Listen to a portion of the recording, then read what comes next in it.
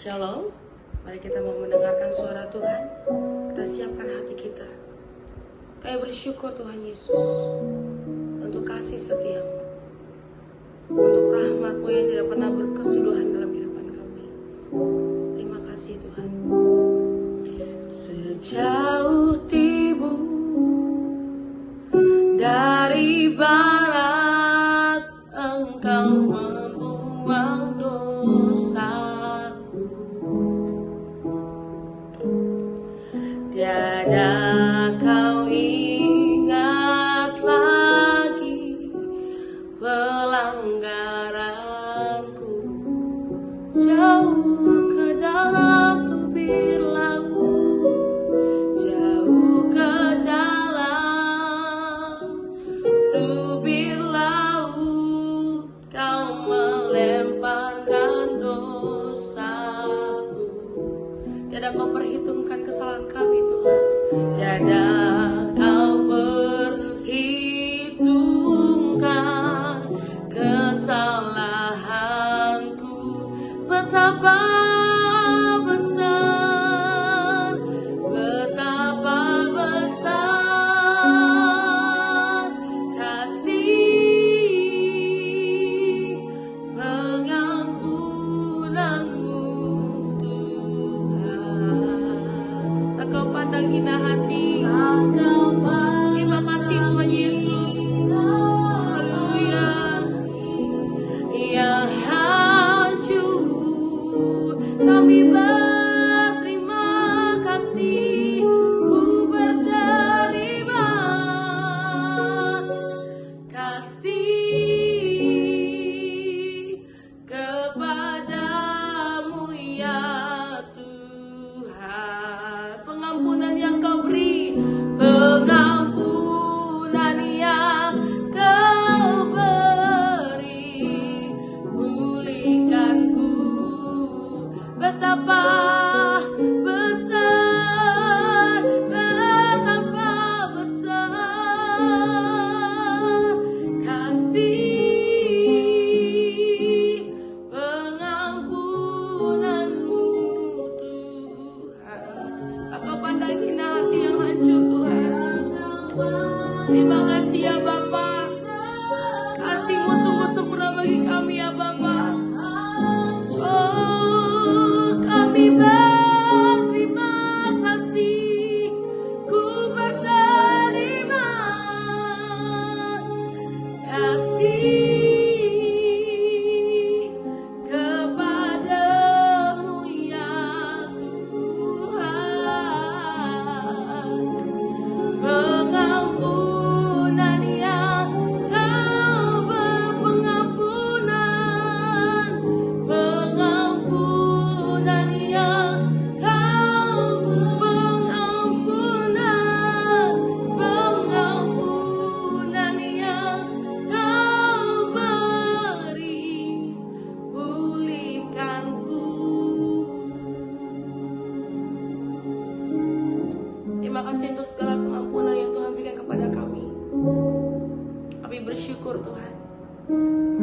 Kasih-Mu, karena kasih karunia-Mu secara cuma-cuma yang melimpah dalam kehidupan kami. Saat ini kami mendengarkan suara-Mu ya Tuhan. Berbicara atas setiap kami. Kami siap mendengar dan merenungkan dan melakukannya dalam kehidupan kami. Dalam nama Tuhan Yesus kami berdoa dan mengucap syukur. Haleluya. Amin. Shalom Bapak Ibu Saudara yang kasih Tuhan. Kita berjumpa lagi dalam perenungan intim dengan Allah. Pada hari ini, hari Minggu tanggal 28 September 2025, kita akan mendengarkan dan merenungkan sebagian daripada firman Tuhan yang bertemakan anugerah untuk percaya dan taat. Pada perenungan hari ini yang berfokus dalam Ayub pasal 38 ayat 3-11. Dan pembacaan Alkitab kita dalam satu tahun terdapat di dalam Zakaria pasal yang ke-1 sampai pasal yang ke-7. Saya harap Bapak Ibu Saudara-saudari dapat membacanya terlebih dahulu. Saya akan bacakan dalam Ayub 38 ayat 3-4 demikian firman Tuhan. Bersiaplah engkau sebagai laki-laki. Aku akan menanyai engkau supaya engkau memberitahu aku di mana engkau ketika aku meletakkan dasar bumi. Ceritakanlah kalau engkau mempunyai pengertian. Ketika kita membaca kitab Ayub, kita melihat seorang hamba Allah yang taat, tetapi diperhadapkan pada penderitaan yang begitu berat. Ayub kehilangan harta, kesehatan, bahkan dukungan dari orang-orang terdekat. Di tengah perjalanannya melewati padang gurun kehidupannya, Ayub sempat bertanya-tanya dan ingin mengerti apa maksud Tuhan. Setiap orang percaya pasti pernah melewati masa padang gurun dalam hidupnya. Masa itu bisa berupa penderitaan, kehilangan, ketidakpastian, atau doa yang seakan tidak dijawab. Ayub adalah contoh nyata seseorang yang melewati padang gurun hidup yang begitu berat. Ia kehilangan harta, keluarga, dan kesehatan. Namun di tengah keterpurukannya, Allah menyingkapkan sesuatu yang penting, bahwa ketaatan dan iman bukan bertumpu pada pengertian manusia, melainkan pada anugerah Allah yang menopang. Di dalam perjalanan iman, Roh Kudus berperan sebagai penolong yang memberi kekuatan di luar kemampuan kita. Ia yang memampukan kita untuk tetap setia, walau ada banyak hal yang mengguncangkan hati. Tanpa Roh Kudus, kita mungkin akan menyerah, tetapi dengan pertolongannya, kita bisa berjalan melewati padang gurun dengan hati yang percaya penuh. Dalam Ayub 38 ayat 3-11, Tuhan menegur Ayub dengan pertanyaan-pertanyaan yang mengguncang hatinya. Pertanyaan itu bukan untuk mempermalukan, tetapi untuk mengingatkan bahwa Allah lebih besar daripada penderitaan dan keterbatasan manusia. Hanya oleh anugerahnya kita bisa tetap percaya dan taat, bahkan saat kita tidak mengerti jalannya. Yang pertama, Allah memanggil kita untuk bersiap dan mendengar. Tuhan membuka firman-Nya kepada Ayub dengan berkata, "Bersiaplah seperti laki-laki, aku akan bertanya kepadamu," dalam ayat yang ketiga. Saat kita berada di padang gurun, seringkali kita merasa tidak siap menghadapi kenyataan. Kita cenderung bertanya, mengapa ini terjadi? Sampai kapan harus bertahan? Namun, Allah justru memanggil kita untuk bersiap hati, bukan untuk melawan keadaan, tetapi untuk mendengar suaranya. Ketaatan dimulai dari kerelaan mendengar.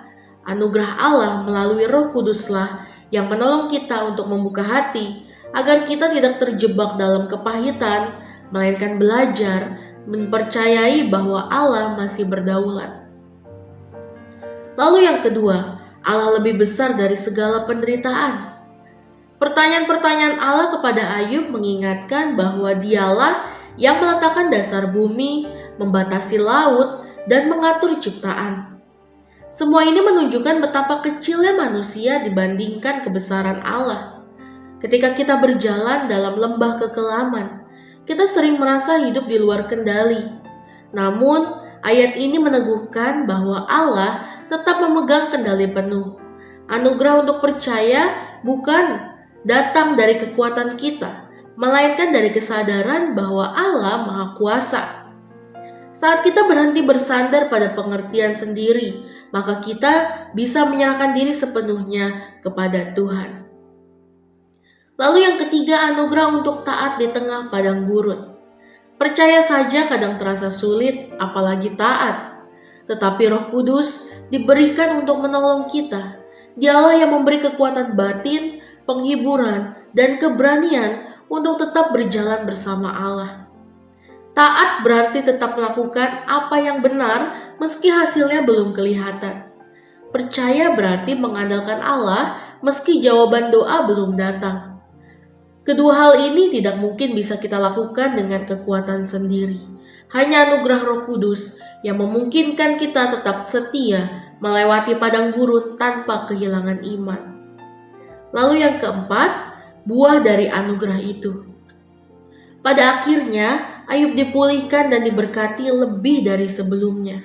Tetapi yang lebih berharga dari segala pemulihan itu adalah pengalaman pribadi Ayub dengan Allah. Inilah buah dari percaya dan taat. Pengenalan yang lebih dalam akan Allah bukan sekedar berkat jasmani, tetapi hati yang dilembutkan iman yang dimurnikan, dan hubungan yang diperdalam. Refleksi kita pada hari ini, ketika kita melewati padang gurun hidup, kita mungkin merasa lemah dan tidak mampu. Namun firman Tuhan dalam Ayub 38 ayat 3-11 mengingatkan bahwa Allah tetap berdaulat dan Roh Kudus memberi anugerah untuk percaya serta taat. Kita tidak pernah berjalan sendirian.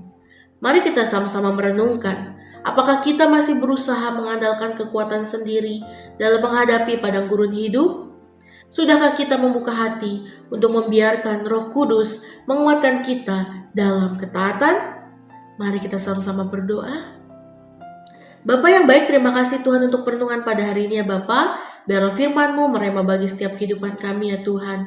Terima kasih Tuhan untuk anugerah-Mu yang menopang kami di tengah padang gurun kehidupan. Roh Kudus, kuatkan dan teguhkanlah kami untuk tetap percaya dan taat, meskipun kami tidak selalu mengerti jalan-Mu. Ajar kami untuk berserah hingga kami semakin mengenal-Mu dalam setiap langkah kehidupan kami.